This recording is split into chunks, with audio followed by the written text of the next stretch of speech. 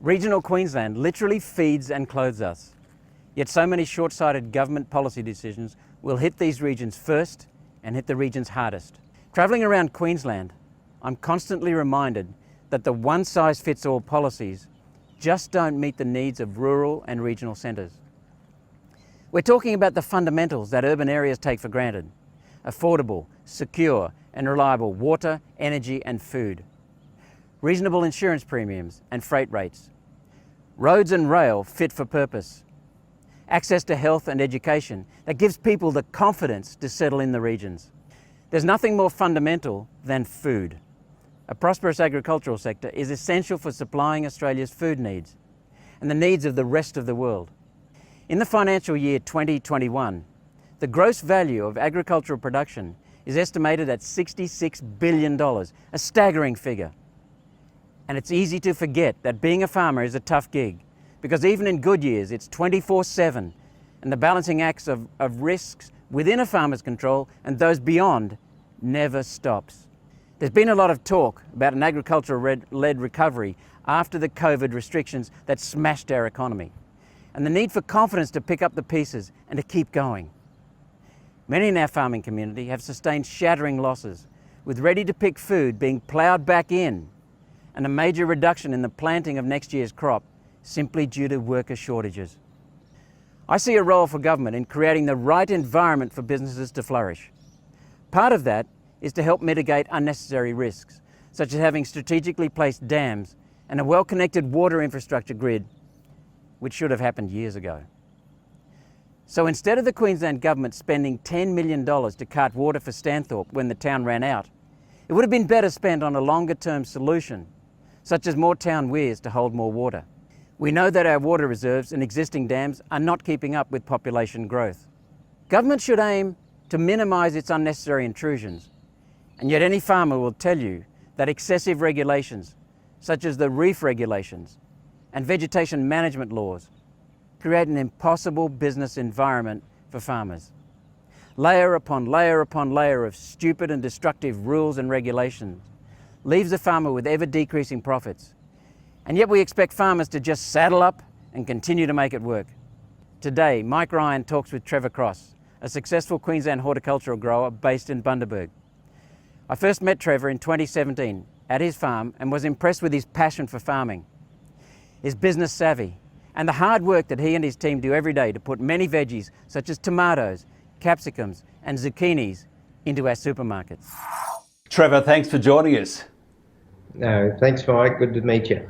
Now tell us about your farming business, the size of your holdings, where you're located, what you grow and what you export. We're in Bundaberg in Queensland.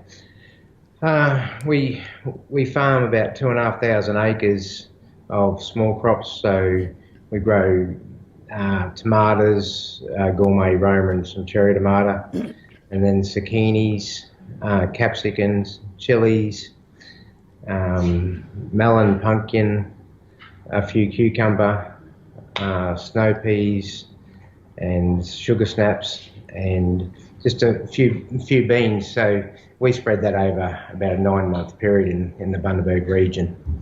So most of our stuff actually goes Brisbane, Sydney, Melbourne, a little bit to Adelaide, and this year New Zealand will open its exports again. It's been out for 12 months just with some mosaic virus, so it's supposed to open up again this year, so hopefully that'll be good for the industry. I can really empathise with what you do. I mean, my dad will probably kill me for this, being from the land. I recall he actually decided to go into Rockies, into rock melons, and large acreage anyway. The bottom fell out of the market, and I recall he got a cheque from the bank for, I think it would have been something like 6p in those days. And I'm thinking, why would you ever want to do this? And then he decided to go into avocados and citrus and stuff, and that's just as terrifying. It's a really hard business, isn't it? Yeah, the biggest problem with farming, Mike, it's actually almost like an addiction. Yeah, you're right. Once you start and you start growing something, it's very, very hard to stop. It's not so much about money, I don't think, when you're a farmer. It's about just seeing a crop planted, seeing the crop growing and getting it picked. But the biggest problem is there needs to be some rewards on the way through. What's the greatest challenge, say, to business such as yours on the land? In our industry, it's because it's a high labour industry. It's probably at the moment getting enough people to actually harvest crops. Because when we're in peak season, we have about 350 people here. So, and there is going to be a shortage. I'm not quite sure how far we'll be down, whether it's going to be 10 or 20% down. So that's probably one of the hardest parts. Water supplies another major component to our operation, and just general costing. The costs keep going up and up and up, and the end prices doesn't really reflect what it's costing to do business anymore. So you got 2,500 acres, which is a very large piece of land. Do you think the days of the smaller farmer of, like for example 20 or 30 acres are gone, and that you need to have, just to accommodate your cost and make sure you get a decent return, that you've got to have a large business instead of those, not micro, but the smaller businesses used to be? It's volume now, whereas before it was just a family to actually survive on 100 acres and live fairly comfortable. Now 100 acres, unless you're doing really niche market product, you would never ever survive. So everything's been turned into bigger farms. Like, we'd be one of the largest freehold personal farms in town now. There's probably a couple other families about our size that are just doing it, and the rest is a lot of consolidated money from investment companies and that, now doing nut trees mainly. What's the greatest impact in your business when it comes to costs? Which ones are the ones that stand out? Is it labour? Yeah, labour. Labour used to run about 35% we'd work on for labour, and the way it's going last year, I think hit early 40s, about 44%. And this year, unless there's a big market change, I think it'll go 50%. Wow, that's incredible, isn't it? How do you survive? Well, I just hope that there's actually money paid at the other end. Like, there's, at the point of sale, at the first point of sale, at the marketplace, most stuff is fairly cheap. At the last point of sale, could be between 2 and 4 times what it's paid for. So that's what the average customer doesn't think. They think if it's there in the shop, the farmer's making the money. I was talking to Senator Malcolm Roberts, and he was saying, we were just talking about how the consumer in the major metropolitan areas, they all think that the produce that they see almost is manufactured in the supermarket. But prior to that, you've got so many factors. I mean, from the farmer to the chain farmer to the what do you call them? The grower, not grower, the buyer who buys up from the land, and then they on-sell it to someone else, and then it's sold to the supermarket. You think from the farmer to the actual supermarket, because my dad used to always say that he would love to be able to take out a shotgun with some pellets and get rid of those middlemen. Is it still the same? Is it still the same headache and pain on the backside? The biggest problem is with the whole system, if you actually get out of the place what's supposed to set the right price, how do we know what the right price is? And I think the days when people were actually stealing at the first point of sale, I don't think it's there anymore, because everyone's fighting for $1, so they're getting screwed down more and more. So, but all the grower actually needs is probably about 20-30 cents a kilo more, and they become very sustainable. And that's not a lot. It's only $2 to $3 a box on average, and everyone's paying bills, because the ag industry, and this is not just what we do, it's every ag industry. There's a lot of people get employed before it even gets to the farm. And then after it leaves the farm, there's a lot of people employed, from transport through to your retailers, your wholesalers, and then the processors. Like, there's many people rely on the farming industry.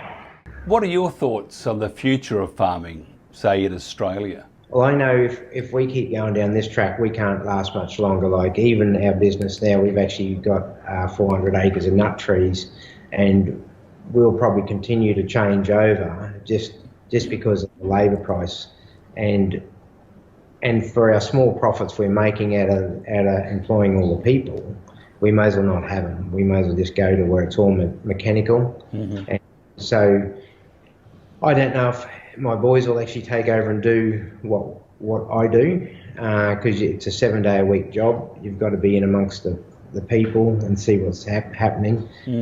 So I actually think, even in this area around Bundaberg, there won't be too much of this industry left within probably 4 or 5 years. I think the majors will be all gone.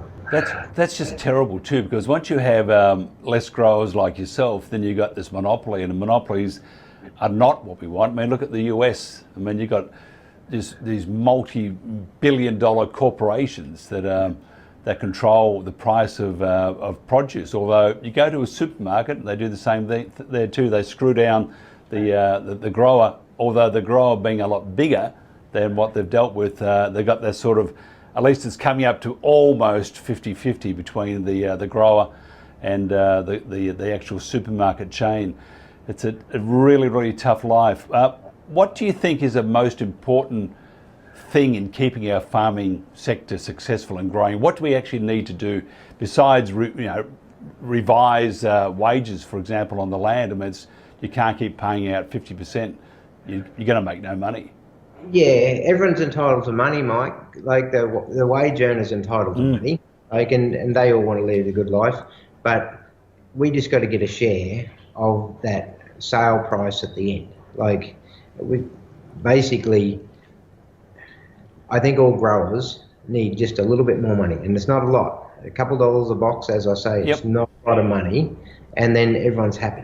Because I don't think any man who's been on the land for all his life deserves to actually have the bank come and sell him up because of poor market prices. Like, I think everyone can work together. Like, if capsicums or zucchinis or whatever, because we're only seasonal, we do about 8 months a year in Bundaberg, and then the south is just finishing up now. Like, they would have had the most horrible year in their life. Like, and people have been on the land all their life, and next month they got to sell their farms because of poor prices. It's only a couple of dollars a box. They wouldn't have needed much more, and they'd be still viable.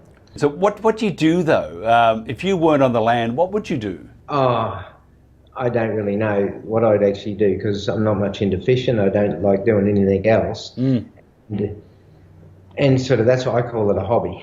An expensive hobby though, isn't it? Yeah. So, but a lot of farmers grow because they're addicted to growing. That's what they've been bred to do. They grow, like, and they show up nearly every day.